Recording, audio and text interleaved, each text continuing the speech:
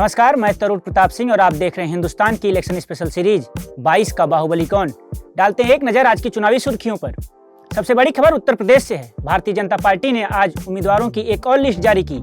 91 candidates के नाम का हुआ ऐलान। दूसरी खबर भी उत्तर प्रदेश से है। मुजफ्फरनगर में आज समाजवादी पार्टी के मुखिया अखिलेश यादव और जयंत चौधरी ने साझा प्रेस कॉन्फ्रेंस किया। दोनों ने भारतीय जनता पार्टी पर जमकर हमला बोला। आज की कवर स्टोरी में हम ये जानने की कोशिश करेंगे कि जाट लैंड में किसकी ठाठ है। तीसरी खबर उत्तराखंड को लेकर है। उत्तराखंड के चुनावी समर में अमित शाह उतर गए हैं। आज उन्होंने पूर्व सैनिकों के साथ संवाद किया। चौथी खबर फिर से उत्तर प्रदेश से है। उत्तर प्रदेश के जसवंत नगर विधानसभा सीट से आज शिवपाल सिंह यादव ने नामांकन भरा है। उन्होंने समाजवादी पार्टी के सिंबल पर अपनी उम्मीदवारी आज जाहिर की। पांचवी खबर भी उत्तर प्रदेश से है। उत्तर प्रदेश में बसपा की एक और लिस्ट जारी। मायावती बोली, चुनाव को मजहबी रंग देने की हो रही है कोशिश। और अब चलते हैं आज की कवर स्टोरी की तरफ। कवर स्टोरी में आज हम चर्चा कर रहे हैं जाट लैंड की। उत्तर प्रदेश का पश्चिमी क्षेत्र, जी हाँ, जिसे हम एक तरह से जाट लैंड कहा जाता है।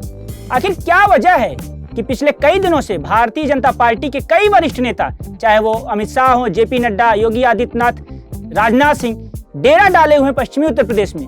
क्या कुछ वहां की राजनीति है, इस पर आज हम चर्चा करेंगे। पहले जाट लैंड को समझ लेते हैं। चौधरी चरण सिंह के जमाने से जाट लैंड या जाट क्षेत्र माना जाता था कांग्रेस का एक पक्का वोट बैंक था। वहां से कांग्रेस बड़ी संख्या में सीटें जीता करती थी।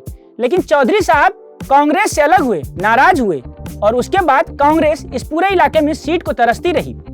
चौधरी साहब ने नई पार्टी बनाई, अपनी पार्टी बनाई। वोट बैंक भी उन्हीं के साथ शिफ्ट हो गया। लेकिन उनके देहांत के बाद इस समीकरण इस पूरे क्षेत्र में उनके बेटे अजीत सिंह की पकड़ धीरे धीरे कमजोर होती गई। 2014 के पहले मुजफ्फरनगर में एक दंगा होता है। उसके बाद यहाँ की परिस्थितियां बदलती हैं। 2014, 17 और 19 में आरएलडी को मुंह की खानी पड़ती है। यहाँ तक कि 2019 के लोकसभा चुनाव में जयंत चौधरी और चौधरी अजीत सिंह अपनी सीट भी नहीं बजा पाते। लेकिन किसान आंदोलन के बाद पश्चिमी उत्तर प्रदेश की परिस्थितियां बदल गई हैं। अब वहां का चुनावी समीकरण भी बदला है। भारतीय जनता पार्टी को डर है कि कहीं चुनाव नतीजे उनके विपरीत न चले जाएं। 2017 के विधानसभा चुनाव में 125 से 26 सीटों में से भारतीय जनता पार्टी ने 100 से अधिक सीटें जीती थी। यही वजह थी कि उत्तर प्रदेश में भाजपा की प्रचंड बहुमत के साथ सरकार बनी थी। अब एक बार फिर भारतीय जनता पार्टी की कोशिश है कि जाट नेताओं को मनाया जाए। कहा जा रहा है कि किसान आंदोलन के बाद जाट नाराज हैं।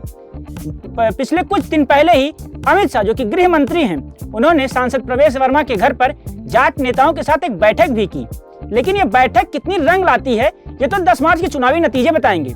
वहीं सपा और आरएलडी के गठबंधन के बाद सपा सुप्रीमो को भी उम्मीद है कि जाट लैंड में उनकी किस्मत खुलेगी। और ये भी आशा है कि मुस्लिम और जाट कॉम्बिनेशन, जो 2014 के पहले सपा और आरएलडी दोनों के लिए लाभदायक हुआ करता था, वो इस बार एक बार फिर साथ आएंगे। हालांकि ये चुनावी नतीजे बताएंगे कि दोनों पार्टियों की मेहनत कितनी रंग लाती है और जाट लैंड में किसके सिर पगड़ी बनती है।